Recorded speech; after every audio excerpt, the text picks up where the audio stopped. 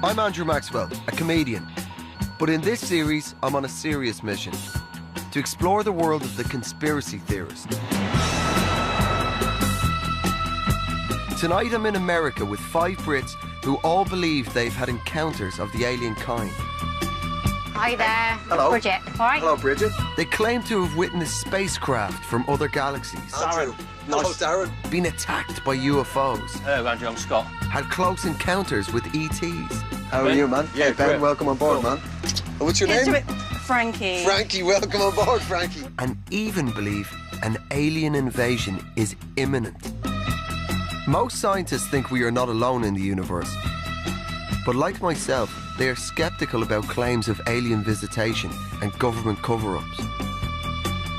I'm taking my 5 companions on a USA road trip to explore some iconic UFO hotspots and meet experts who will help me refute their extraterrestrial claims.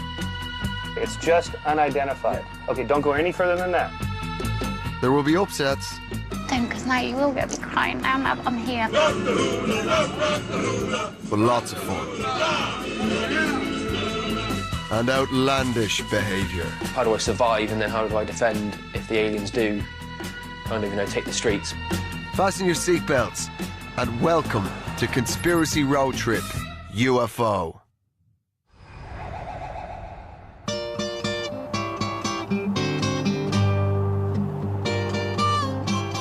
Ladies and gentlemen, my name is Andrew. I will be your tour guide on this journey. Welcome, ladies and gentlemen, to Conspiracy Road Trip UFOs.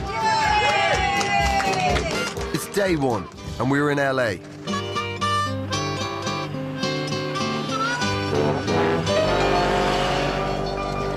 Over the next few weeks, each of my fellow travellers is going to offer up a claim which I'll try and disprove.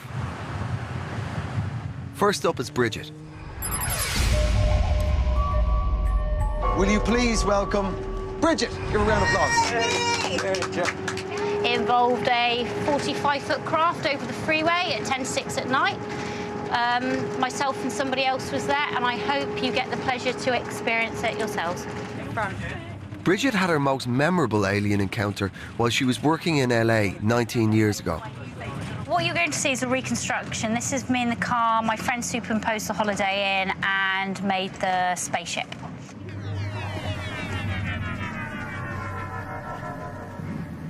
And that's, to your mind's eye, is that a... Is exactly what I saw on a regular day in LA. There's the Holiday Inn. Okay. Yes, it's over there. Shit. Okay. Incredibly, Bridget's sighting was at this busy freeway intersection. Where were you? In the car, all of a sudden, I had this silver, hard, solid object, which was 45 foot in length. So from here to over to there. Size of the road, basically. Size of the road. It is gliding over the back boot of the car in front of me. It's then going over here, ploughing through the tops of the trees. Got my hands prized to the steering wheel. Eyes were just watering. Body felt physically sick. It's like, what the hell is this thing? Has there ever been doubts in your mind? I saw it. I was underneath this object. Even some of the other trippers are skeptical of Bridget's account.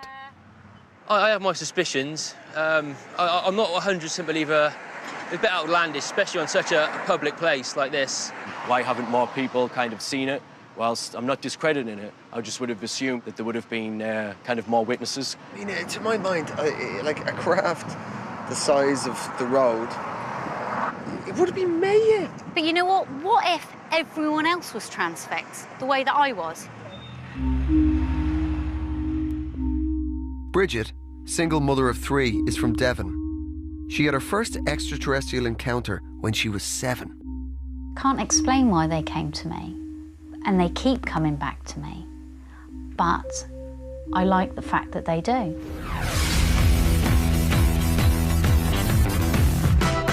Day 2. With dissent and disbelief still in the air, it's time for some objective science. We're heading out to Mount Wilson Observatory. Good morning, everyone. Good morning. In lieu of Bridget's testimony earlier of having seen all sorts of carry-on, we are going to meet a man by the name of Seth Shostak. Yay! Thank you. Yeah, awesome. Dr. Seth Shostak is a world-renowned astronomer. He works for the SETI Institute, a scientific organisation whose mission is to search the cosmos for signs of extraterrestrial intelligence. What we try and do is try and eavesdrop on signals that they might be sending our way. Okay. Just trying to hear ET's radio broadcasts. Now, I'm sure there are a lot of planets out there that have plenty of life that's not very clever, life that doesn't write great literature and doesn't build radio transmitters, but we're not going to hear from those guys. No. Our galaxy has 200 billion stars. It probably has 1 trillion planets. That's with a T. Right. That's a large number. Now, if this is the only planet where anything interesting is happening, that makes us a miracle. Right. And one thing you learn from studying astronomy is that every time you believe in miracles, you're wrong. Like many scientists, Dr. Shostak thinks that alien life exists, but we just haven't seen it yet. So what does he think of Bridget's UFO encounter? I had a close encounter in central Los Angeles, Brentwood, and it involved 45-foot craft. But no pictures. I was in shock. I think you would be also.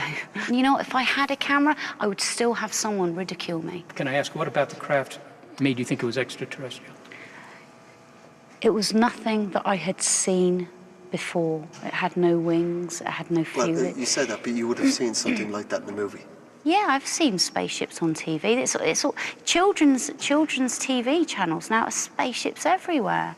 I think that if there were compelling evidence, yes, you would have tens of thousands of academics beavering away, working on that. If the evidence is poor, they're not going to waste their time. That's the thing. And the fact that they're not doing that means that the evidence is poor. There's not a very good case for alien visitation. Dr. Shostak's views make complete sense to me. But Darren thinks something's not quite right. There are parts of space that the Hubble telescope will not point at, and that's said to be under direction from NASA and the military or the government. For me, I think if there was a large object, I don't think they would publicly announce that straight away and But tell who the would the public they straight be? away. You'd be kind of the they, would you not? We'd be among the they, but there'd be about 10,000 astronomers who are part of the they, and the idea that they're all in some conspiracy is kind of goofy. There's no conspiracy to keep things secret in science. I picked up on his body language, and his body language, his eyes flicked, and they kept flicking and flicking and flicking. And if you read body language, that's a sign that he might not quite be telling us all the true facts. It's not something I spotted. I wanted to ask the doctor, why do ordinary people like Bridget and Darren believe they've seen such extraordinary things? There's something about a conspiracy that I think is very empowering. If you, for example, think that we're being buzzed by alien spacecraft, and those pointy-headed, nerdy scientists down at the local university don't agree with you, you know something they don't know. Yes. And so there's something empowering about that. It's a cachet. Yeah, I think that's understandable.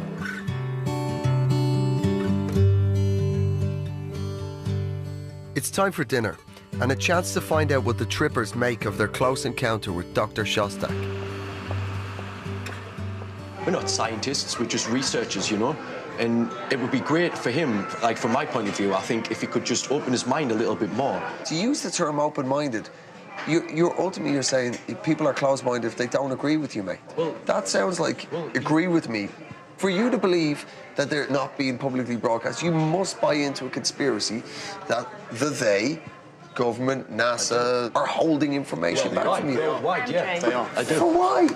Once someone from let's say, a more advanced civilization from another planet comes here and shows their face, we lose all power, everybody, us, the government, everyone. They could control everything. If they have the ability, let's say, to travel here. If they're already here, visiting here, then they already control us, ipso facto. You know what? I think they're really, really maybe clever. they do. These are real, you can see them, you can touch them. They come in here, they're visiting us.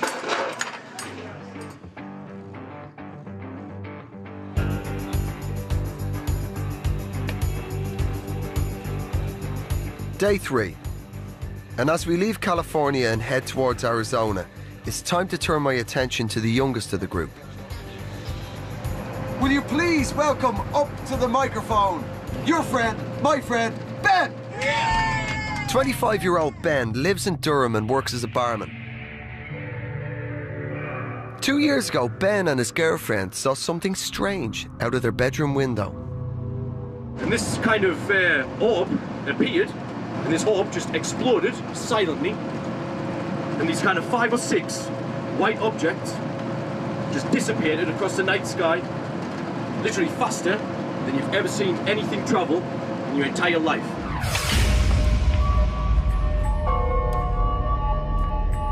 After his UFO experience, Ben found faith in a creation theory linking humans with extraterrestrials. Every kind of society around the world, ancient ones especially, have kind of had a belief in gods. Who's to say that these guys weren't like living, breathing, flesh and blood kind of ETs from another planet? We could have been created in their image. Who's to say that God wasn't a living, kind of breathing extraterrestrial? We're heading to Flagstaff, Arizona. I believe yourself, Ben, have put forward the idea that us humans are in some way descendants or possibly related to aliens. That's true. So we're on the way to meet a man by the name of P.Z. Myers. P.Z. Myers is a leading evolutionary biologist. He doesn't rule out the possibility of extraterrestrial life. What are we talking about? What do you look like? Yes. Okay, well, Is there any way- do you want me to draw one? Let's draw Do you want me to one. draw one? He just thinks your average alien wouldn't look like us. Is it so far-fetched that something could be varied in that manner? Yes, the remarkable thing about the stereotypical alien is how much they look like us, how much they look like an infantilized human being. It's not likely, though, that an alien would have exactly this arrangement of features. Why couldn't the wheel be spun in the evolution of our planet and other planets and not make this? Because a lot of these features are contingent. They're historical accidents. Many of the features of our face are derived from fish, and what we basically have is modified fish faces. For evolution to produce this creature from a completely independent lineage on a completely different planet with a completely different history is ridiculously improbable. Yeah. So you could have intelligent aliens on other worlds, but why would you expect the eyeballs right here? Why not put them somewhere else, down here? Nostrils on the top. I do see where you're coming from with that point. Yeah, all I these do kinds see of where you're little coming variation.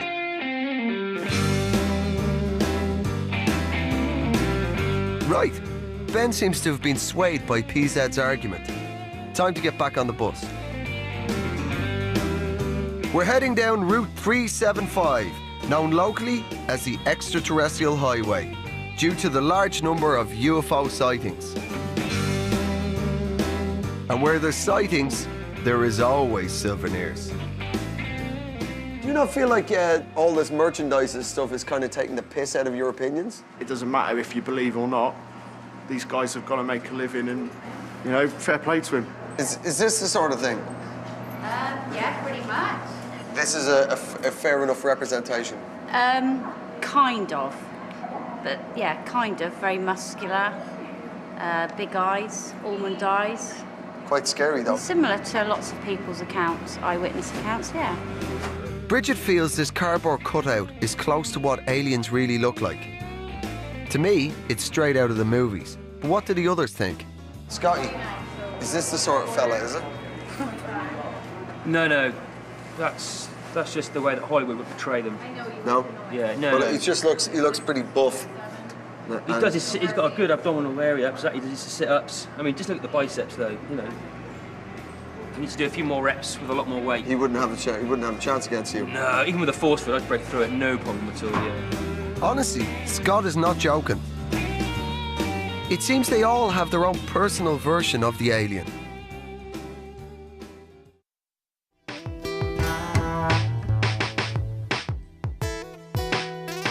We're taking a detour to Las Vegas. So far, I've questioned Bridget on her UFO vision, and Ben about his theories of the origin of man.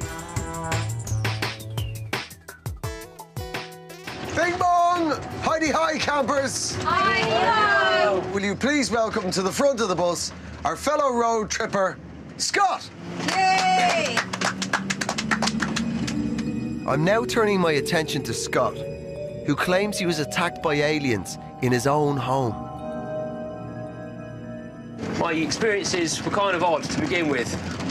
It begins with a mind attack. They're trying to break me down through my brain to then take me on physically.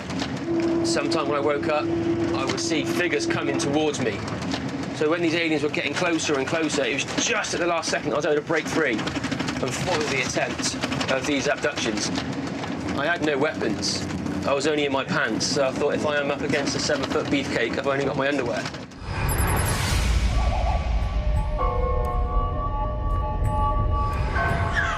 "32-year-old telecom technician Scott lives in Swindon and is married with 2 kids.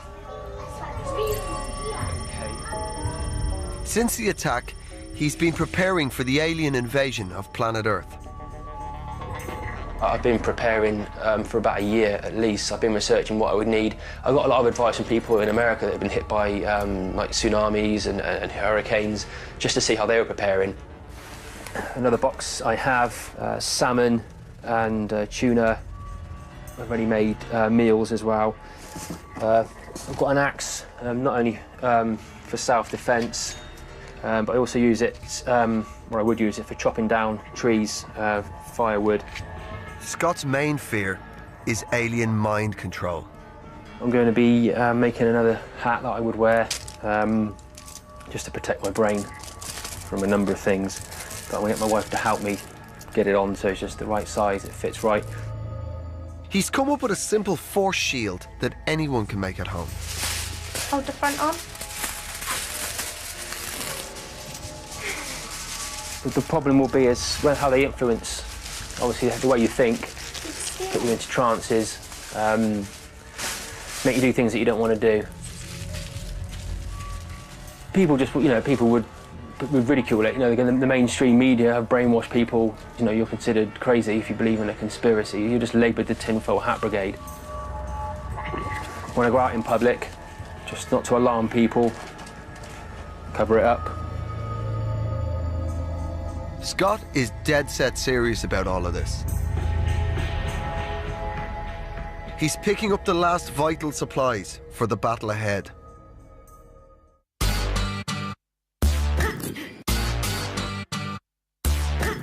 Scott wants to take advantage of America's relaxed gun laws to try out the kind of weaponry he believes could thwart the alien attack. What am I going to do when the aliens get here? Try a machine gun. Okay. That's okay, and a handgun.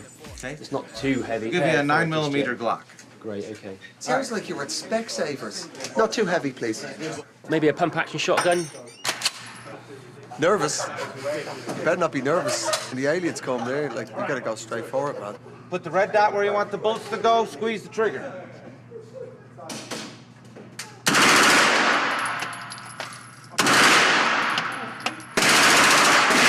How'd you feel? It's kind of a shock, force of the weapon, the power, the All in your house? One of them in your house? Not one of them, no. You feel this gun would protect you from an alien invasion? I think they might have a force field. Yeah, all right. This whole gun thing ain't for me.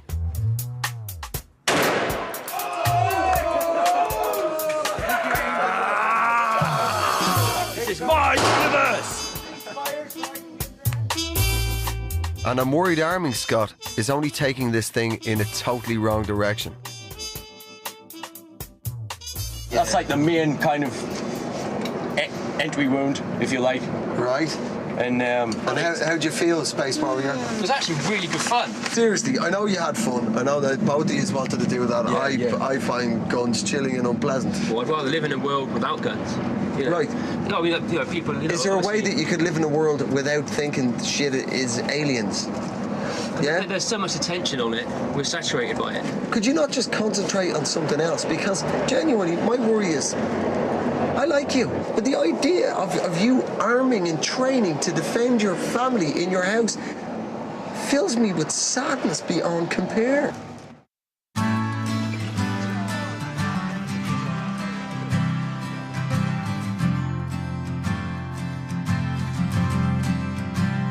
We find ourselves in Sedona, Arizona, deep in the American Wild West. Will you please help me welcome to the front of the bus our fellow travelling companion, Darren. 33-year-old Darren is a hard-boiled UFO investigator. His detective work has led him into very dangerous territory. I've now become a well-known UFO investigative researcher in the UK. I investigate crop circles, animal mutilations, abductions, and everything connected to the subject.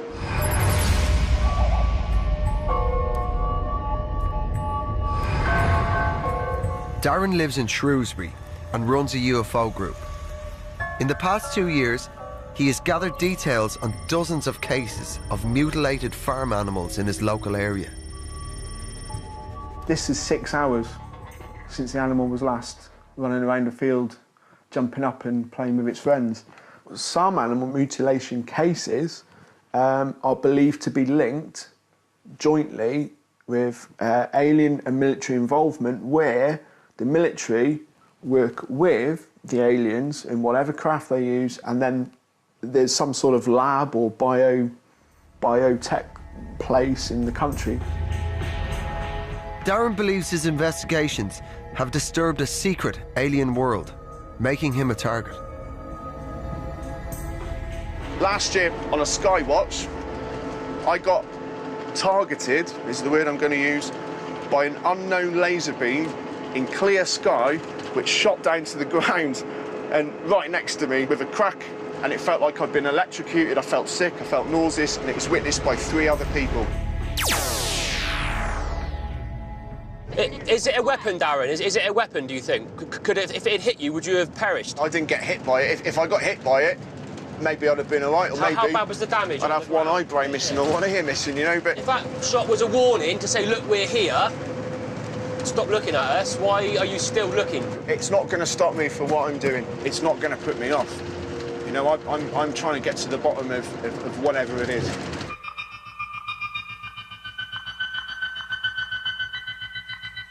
So far, I've had limited success with my trippers, so I'm going to try a little bit of reverse psychology.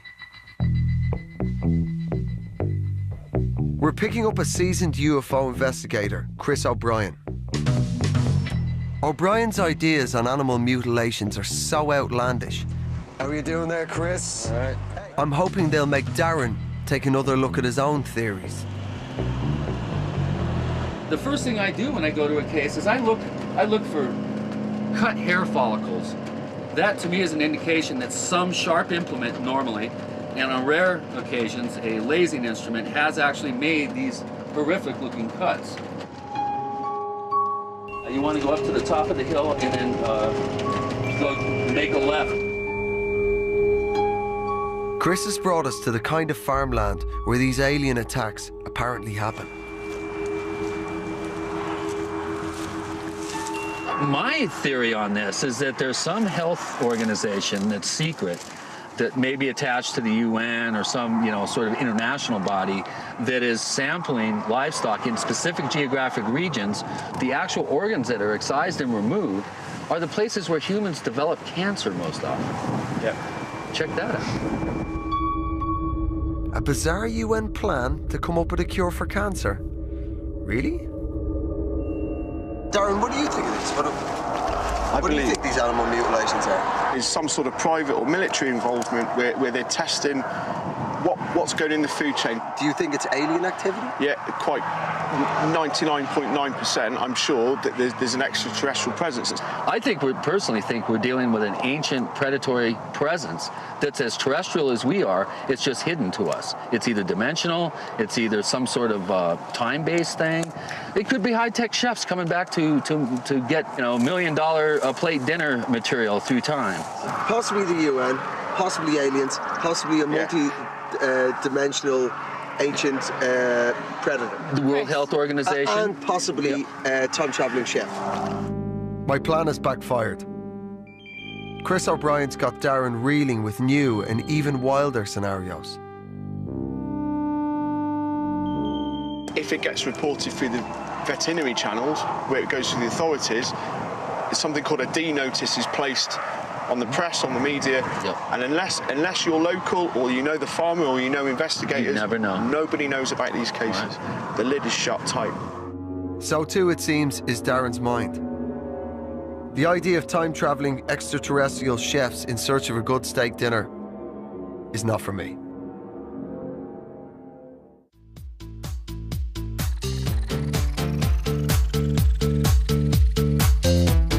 There is now only one member of the group whose conspiracy I haven't yet tackled. Frankie. She's not prepared to reveal it in front of the others. But 9 years ago, Frankie had a mind-bending experience.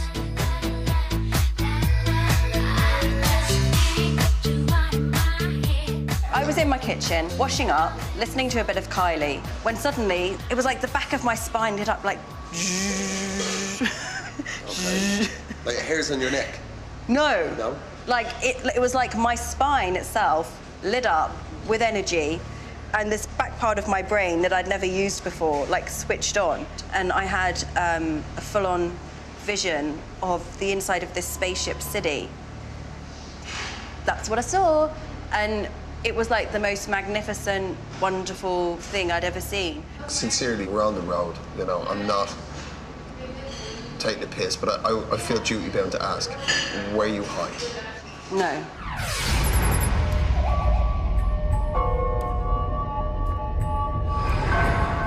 Frankie Ma is a full-time mum and lives in London. Her vision has left her confused. Could they be from another dimension rather than from another planet? She's also quite embarrassed. Admitting, you know, these anomalous experiences, it's essentially like admitting you have herpes.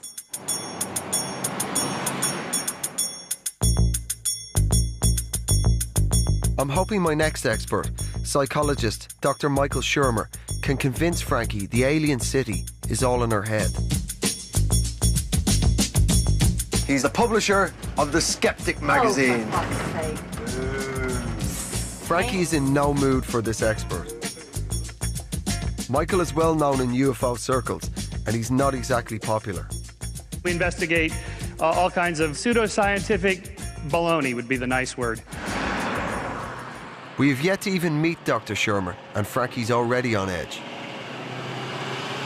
Now we're going to have to listen to one more person's fucking bullshit. I say bring him on. That's not exactly the spirit of scientific inquiry I was expecting from you. But perhaps that's how you agnostics roll. He's a two-bit hustler. I'll listen to what he has to say for about 4.5 minutes, and then we're off. If you don't have the patience to meet this man, and you've already decided that he's a two-bit hustler, you're apparently the open-minded agnostic. But you're telling me before you've even met the guy that he's a two-bit hustler. I said I would give him, because he is, and I said I would give him 5 minutes. Actually, as an open-minded agnostic, I think I'm the one that actually knows more about him than anyone else here. Right. Because I've researched him. That is my opinion of him. I'm willing to give him 5 minutes. 5 minutes? 5 minutes, yeah.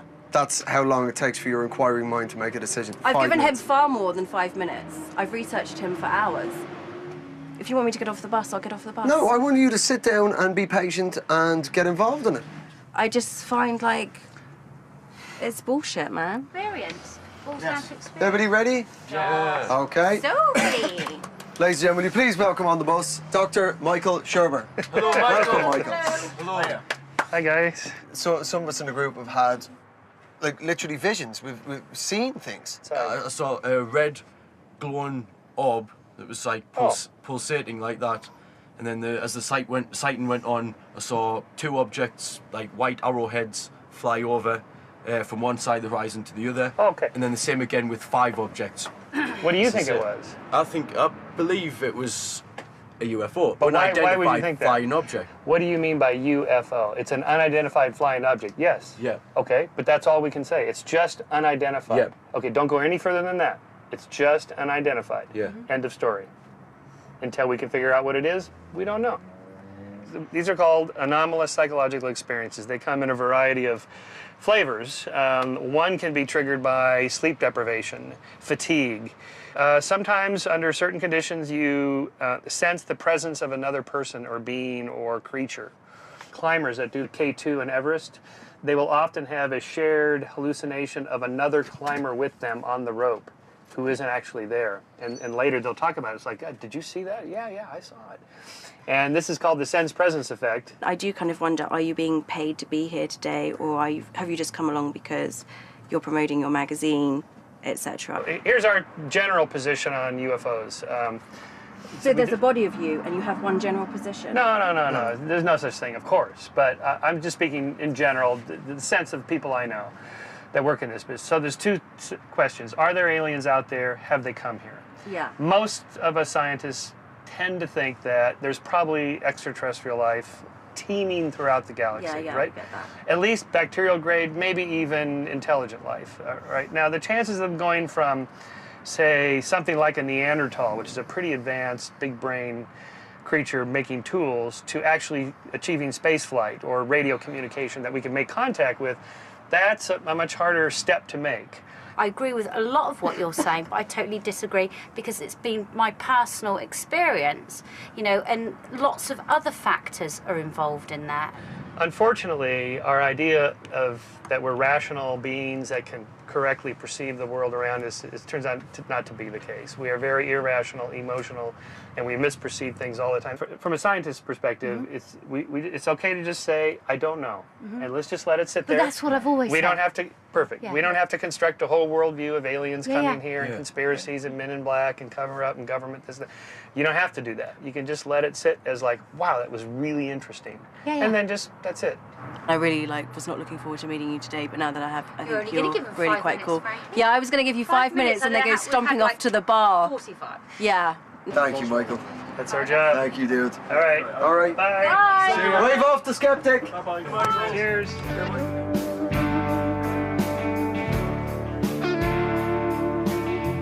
I'm more than halfway through my 1,000-mile trip. I've had only limited success taking on my trippers' personal theories.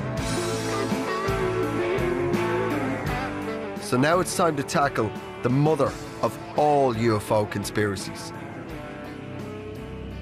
It centers around Area 51, a top-secret military base located deep in the Nevada desert. It's a weapons testing facility. But my lot also believe aliens are being held there. Brought from the infamous 1947 flying saucer crash at Roswell.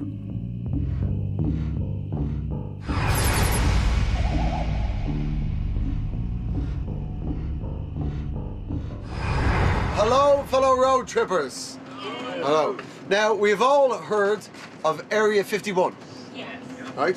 It's kind of a key piece in the whole ufology carry-on, correct? Yep. Right.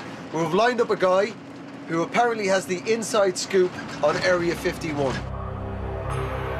John Lear is a decorated pilot who spent years flying covert missions for the CIA. Lear claims his work within the US intelligence community has given him the inside knowledge on Area 51. There was rumored to be kind of alien beings taken to Area 51. Is that true? There was 2 live ones and 3 deceased aliens in the 2 crashes that happened. One is friendly and the other is not so friendly. Yeah. Hold tight. I didn't know this was his angle. Now, they have this big half sphere where he lives inside, and when the president, the vice president, head of the CIA want to see him, there's a big balcony, and this is all on the internet. There's very good drawings of all this stuff, and they bring him up in this half sphere. Okay. And what kind of alien was it? They called that the J-Rod. It definitely wasn't a gray, but the government calls it a J-Rod. Why doesn't the J-Rod's people either rescue him or at least just go, hang on, we'll just go over the head of them and reveal ourselves Like, by literally flying over downtown Manhattan? The aliens are not allowed to give us an overt message. Who doesn't allow them? The guys that made us. Those guys have been around here for billions of years. This stuff is so off the hook. My trippers aren't really believing this, are they? The Earth is 11 billion years old. The moon is 20 billion years old and was fabricated inside the planet Jupiter. I'm not buying any of this, but John insists he has photographic evidence. This is a picture of the moon. I can tell you that this is 125 miles northwest of Copernicus, but this is a city, and you can see the houses, the buildings. Here's an airplane. Here's the different houses, trees, bushes. All down here is just all kinds of factories up here. There's 1.5 to 2 billion people living up there. Really? Yep. I was expecting this former CIA man to be super straight-laced, but his stuff seems to be the most outlandish yet. And it seems to have put off Ben a little. I kind of believe all of his theories on the basis, Area 51 and such. It sounds very plausible, but some of the things what he said were quite out there, right? Like, the moon was made inside Jupiter. There's no science. There's no science to back that up at all. You go down this rabbit hole of crazy UFO theories. It only gets worse. No, with age, I mean, right? You're right. It has shocked me. 25 billion people on the moon. Yeah, I know. Benny, this is right. This is your future, dude. Well, hopefully you won't. Hopefully, I see what you're saying, right? That's Christmas future, man. Yeah.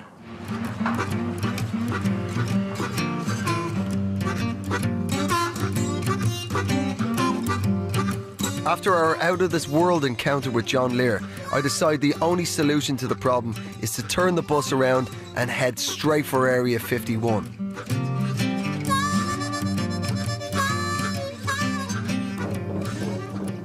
So we're back on the extraterrestrial highway with only Elvis to guide us.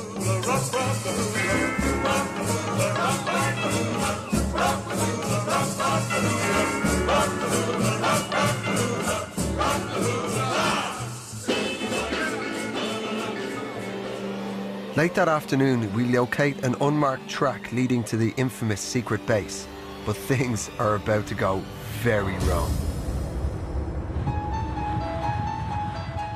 These few secretly taken photographs are our only record of our visit.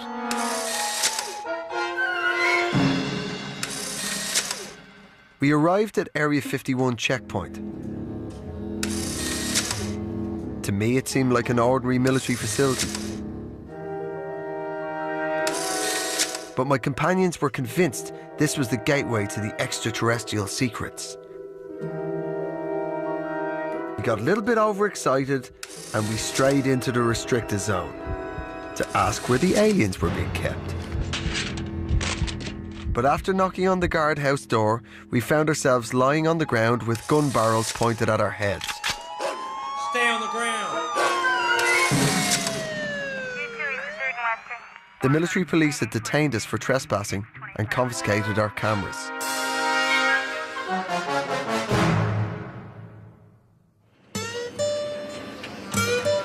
Four hours later, we were back on the bus, after being released without charge, but with just a camera phone to capture our relief. You must shuffle towards the enemy. Ladies and gentlemen, can we please raise a toast to our freedom? Yay! We are the only group of people who can say, when somebody asks us, have you ever heard of Area 51, man?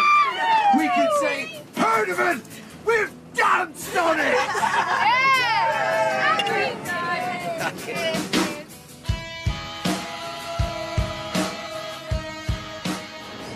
There's the signs warning us not to cross the barrier.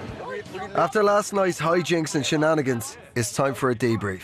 So how does it make you feel now that you've actually been to Area 51? You feel like there's more or less likelihood of any UFO business, alien business? I still believe that they've got some sort of life form and extraterrestrial craft. Why can't you conceive of the idea that Just human scientists could have come up with a stealth bomber. Not so quickly. We've evolved so quickly within technology. Yeah, but have you ever heard of Moore's Law?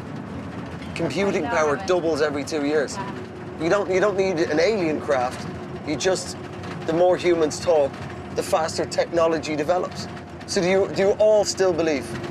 I think they have got non-terrestrial life form and craft in it.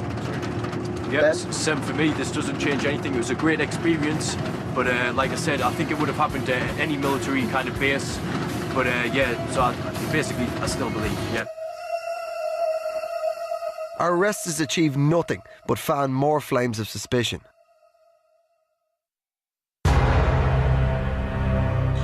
We've been denied access to Area 51, but Darren still thinks he has a chance to prove to me that aliens are real. We're heading back to the perimeter of the base. We are going to go down to a special place in Area 51 history called the Black Mailbox. We're looking for the only landmark in this barren stretch of desert highway, the Black Mailbox.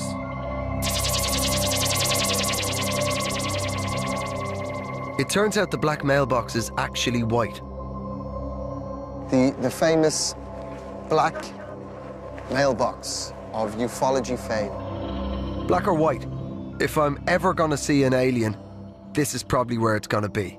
This spot, it has the best views over to the mountain range. Behind that mountain range is Area 51. It's got the best light, it's open. People say it's the best place because you can see things coming up from the base if they come up.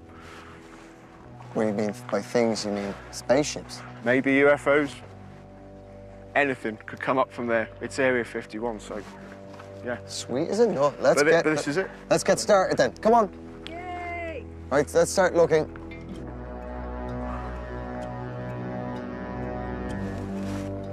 Hey, aliens! Send me your most funny alien. Right, yeah, he's right. Shit now. Wow, Darren's actually spotted something over Area 51. Oh, there you go. It's Look, like Look at that shit. Fuck you! Turn around! Fuck you! Turn around! Everybody that said they didn't exist, there they fucking are. They're military flares, sorry. No, they're not. They're not flares. Unfortunately, not all you see is to be believed. No, that's they're aliens. flares. Why is the army sending up flares? Like what they do with flares, we're over the Nellis Air Force bombing range and Area 51, and the flares are used as waypoints for aircraft. But there's no aircraft, so why are they firing flares? Exactly. Why are they firing flares? What the all gone out? That's fucking What is that? There you go. That's Sonic Boom, isn't it? Oh, Yeah. I missed it. Sonic Boom. Sonic Boom. It's easy to see how these flares and secret airplanes could be misconstrued. Saw a UFO in the sky last night. Made me wonder It's been a long night, and despite all the evidence to the contrary, most of my trippers still think that Area 51 is a hotbed of alien activity.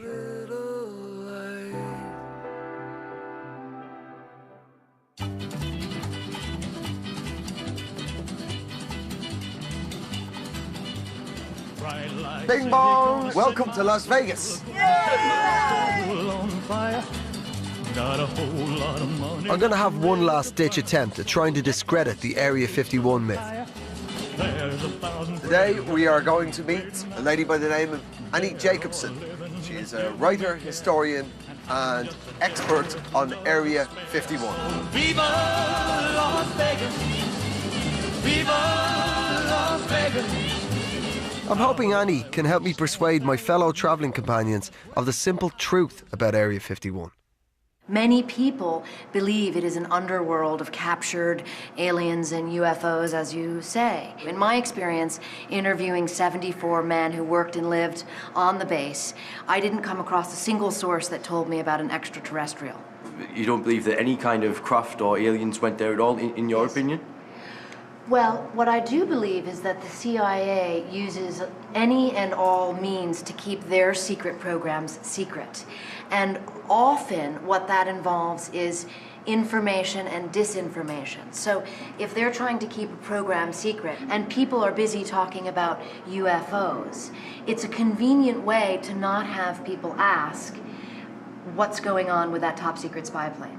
Like from my point of view as an investigative researcher into this phenomenon, I have to consider that there is some sort of captured non-terrestrial craft. You have to. You know, all these crashes, they all happened at the height of the Cold War. The Soviet Union and America were in an arms race to build the most sophisticated aircraft. It would have been so much handier for them to go, yeah, it's an alien. I've come across a lot of information that the idea of aliens having come to Earth is a convenient disinformation tool for the CIA. So there is a government cover-up surrounding Area 51, but it concerns US foreign policy and the design of high-tech weapons. It's got nothing to do with flying saucers. And he even introduces us to Richard Mingus, a retired Area 51 employee. He worked at the base for 36 years and was responsible for guarding the U-2 spy plane project. You obviously observe lots of different types of military aircraft. If something had flown in the skies that was slightly little bit more different and you felt that it was different, wouldn't you sort of be able to differentiate between the two, whether it be our craft here, government craft, or something else? You're asking me, did I see really anything different than like the U-2? Yeah. Sure. No. Okay. The most extraordinary thing that people say about Area 51 is that there is captured aliens there. I did not see aliens, or did I see any spaceships? I've seen no conspiracies of any kind taking place out there. Well, that's a pretty definitive statement to me. What do the gang think? I'm 99.9% sure that they've got an ET craft and all beings on this planet, possibly at Area 51. They could be in other places. And that's my personal opinion from experience. Yeah, totally. Everything what you've just said there, that's my view as well. I couldn't put it better. Yeah. Your margin of doubt is only 1,000. From my own research, yeah. It's the conclusion we've come to, right? Yeah. And I'll stand by that. Blimey O'Reilly, right. Well, I haven't got a hope in hell of changing their minds. And Annie's got an extra twist to her story too. Proving whether you believe in aliens or not, Area 51 seems to have the power to inspire tall tales. According to my source, there was a saucer-shaped craft that was sent by Stalin and crashed in the New Mexico desert. And the crash was subsequently moved to Area 51 in 1951, according to my source. And the reason he has this information, and I believe him, is because in that part of the program, he was a first-hand witness. Like, how did it get there? Was it literally rocket propelled? Because what we are led to believe that the craft was actually anti-gravity. The craft was actually piggybacked onto another larger craft, and that is my understanding of how that saucer got here. Yes. That's cool. Just when I think things can't get any weirder, they do. This craft was sent over, and out came these non-consenting airmen, let's say, that had been surgically altered to look like Martians.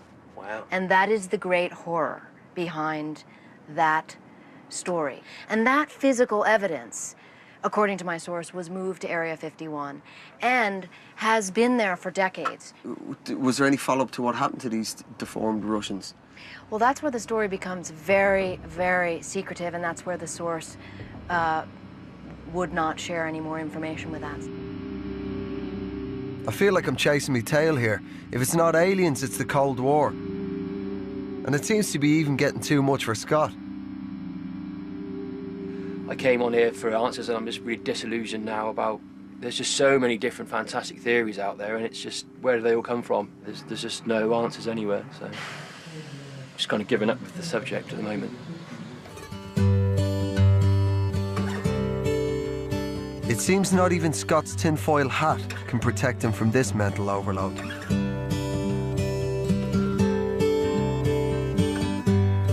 We're coming to the end of our trip, and we're all exhausted. I don't know how much appetite for UFOs I still have. But there's still one last angle to Bridget's story I need to explore. Moments after witnessing a 45-foot flying saucer over an LA freeway, Bridget claims she had an even closer encounter. All of a sudden, it felt like I was being sucked through the steering wheel, out through the dashboard, through the car engine. I then recall being in a field, beings being there. Now, they weren't the typical grey type of beings. They were kind of see-through, flesh-coloured, with veins, quite muscular, with hair. The hair was white, and one of them had a child and tried to present me with this child. If I was heavily religious and I had Jesus in front of me, I would explain it as that.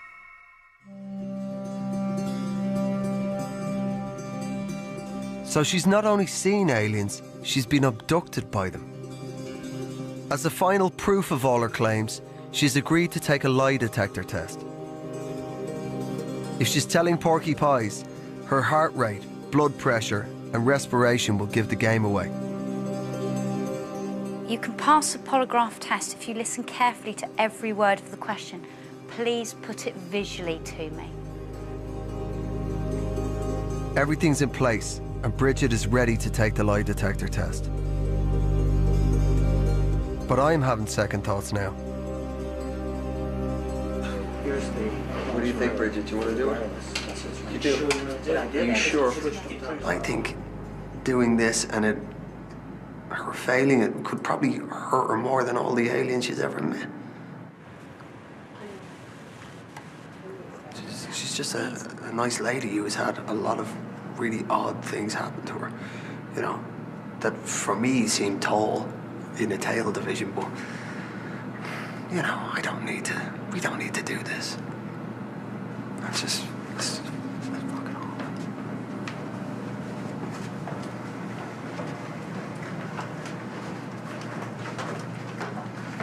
Hey, listen, I'm sorry to disturb, and I don't usually pull rank on this one, Bridget, but sorry to interrupt, Ron, but I don't want to do this, and I don't want you to do it. I don't think it's necessary, and I'd rather you didn't, Bridget. I kind of don't need to know. I like you. I'd rather you tell me your stories and just leave it at that. Yeah? Yeah? Come on, you. Come on. Come on. Stop crying. Come on, there's no need. Come on. I was willing to do this. I know you were, darling, but I don't need to know. Okay. All right? Yeah. Okay. I can't help feeling Bridget's whole identity is closely connected to her faith in extraterrestrial beings. And I'm not here to put her through a test that's going to destroy her entire belief system and leave her all Christmas and no Santa. Come on. Come on. All right. We're done. And at the end of it all, I still don't believe in alien conspiracies. Many people have a need to explain to themselves how the world works. And for my trippers, extraterrestrial life provides some reassuring answers. So what are they taking back from the road trip? I came here thinking that I might get some sort of fact or answer, and I haven't got anything, which just makes me think that there isn't an answer. I don't want to sit around anymore thinking what's true and what's not. You know, I'd rather just forget about it, you know, and focus on other things. Well, that's a turn up for the books. I do hope Scott will be able to take his mind off the alien invasion from now on and get on with his life in Swindon. But what about Frankie? UFOs exist. That is a fact. What they are, whether they're extraterrestrial, interdimensional, government cover-up, or at the other end of the spectrum, natural phenomena that people don't recognize. To me, that issue is separate from the whole alien abduction experience, the issue as well. At one point, I thought Ben was going to have a shift of perspective. But he seems as certain as ever of extraterrestrial life. The whole kind of UFO issue I think it just stems from like my personal belief in like my actual sighting itself. It's like forever burned in my mind, you know. So I've still got my beliefs that there are UFOs in the sky, and that we are being visited by extraterrestrials. I've got nowhere at all with Darren, who is still 99.9% convinced aliens and government agencies are up to all sorts of galactic shenanigans. It's all about awareness. It's all about telling people what you find out and what you know. But if the UFO subject is a big conspiracy, the truth is out there. We just need to find it. As for Bridget, have you changed your opinion on anything? Definitely not. Definitely not. Ah well, I've decided to take her just the way she is. You have my undivided attention, Bridget. I'm now going to put on my specs, kick back. I want your most high strange story. Well, I have to give you my recent high strangeness story. All right. If you start snoring, I'm going to fucking whack you, mate. I won't, I promise. Go for it. Okay, I'm going to the store. Okay. To go get some groceries. Where was this?